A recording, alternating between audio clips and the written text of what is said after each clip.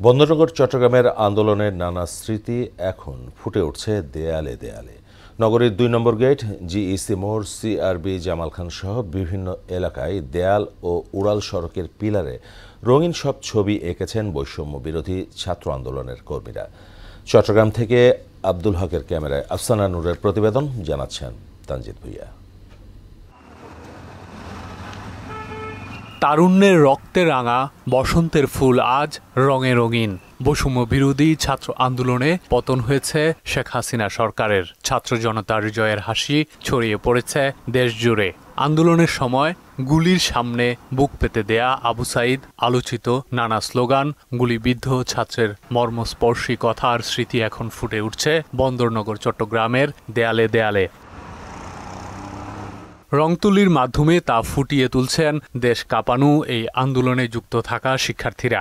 দেশকে সুন্দর করার জন্য, জায়গা আমাদের এরিয়া সুন্দর করার জন্য যা করতে হচ্ছে সংস্কার অনুযায়ী এগুলো সবই করতেছি। দেশবাসীর প্রতি একটা অনুরোধ থাকবে, আমরা যেভাবে রাস্তাঘাটগুলো যেভাবে পরিচ্ছন্ন করেছি ঠিক তেমনিভাবে কিন্তু আমাদের যে বদ অভ্যাসগুলো আছে বা আমাদের যে মনটা আছে ওইটাকে কিন্তু পরিচ্ছন্ন করতে হবে। দেশের জন্য কাজ করে আমাদের অবশ্যই ভালো লাগছে। আমরা আরও ফিউচারে আরও বেশি কাজ করতে যাচ্ছে। এরকম আরও আর্টগুলো দেখলে আপনি বুঝতে পারবেন এগুলো বিভিন্ন যারা মারা গেছে বা ওই যে মুখ ওই যে ওখানে করতেছে, পুলিশ মুখ ধরে রাখছিল, বাচ্চাটা বারবার কথা বলতে চাচ্ছিল, এগুলো আমরা বুঝাইতে চাচ্ছি মানুষকে।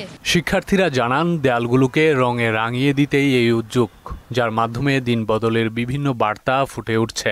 দেওয়ালিকা যেগুলো আমরা করতেছি, গ্রাফিটি, এগুলো যে এগুলো এক ধরনের প্রতিবাদ।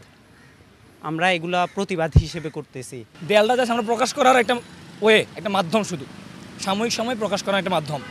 কেউ কারো প্রতিভা এখানে প্রকাশ ঘটাচ্ছে, কেউ যে জিনিসগুলো ঘটে গেছে এগুলো কারো মাধ্যমে নিজের মনের যে অভিব্যক্তিগুলো এগুলো এখানে ঘটার চেষ্টা করতেছে, বোঝানোর চেষ্টা করতেছে ওদের মাধ্যমে। শিশু কিশোর থেকে সব বয়সী মানুষ যেন বৈষম্য বিরোধী আন্দোলনের স্মৃতি ভুলে না যায়, সেজন্য গ্রাফিতিও আঁকা হচ্ছে। ভালোবাসা থেকে আমরা এই কাজ করতে আসছি। সবাই যখন করতেছে তখন আমরাও করি, আমরাও ট্রাই করি, আমরাও তো পারি। তানজিদ ভুইয়া, মহড়া সংবাদ।